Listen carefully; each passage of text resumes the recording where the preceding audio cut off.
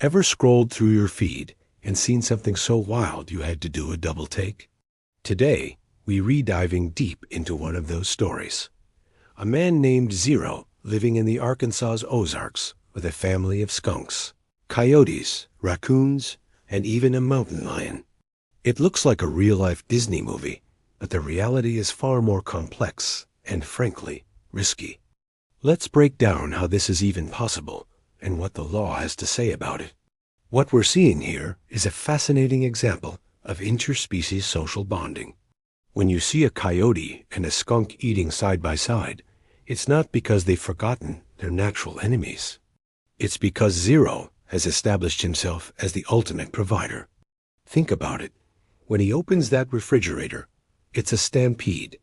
He's the source of all the good stuff, so the animal's natural instincts to compete or hunt each other are suppressed.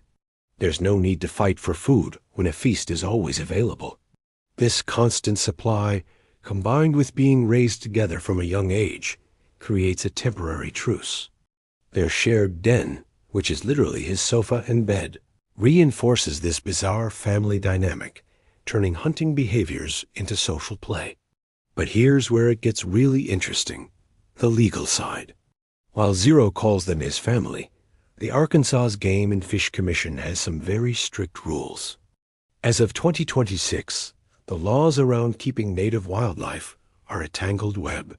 For common animals like raccoons or squirrels, you can legally keep up to 6 if you hand-captured them yourself. But for predators, the rules changed. If you had a coyote or bobcat before July 2022, you could keep it for its lifetime. But capturing new ones to keep as pets is now prohibited. So Zero's coyotes are essentially grandfathered in. And what about that mountain lion? That's the real head-scratcher. Owning a mountain lion in Arkansas is incredibly restricted. You'd need a specific permit that the state is no longer issuing. The only way he could legally have one in 2026 is if he was one of the very few who held a permit from years ago.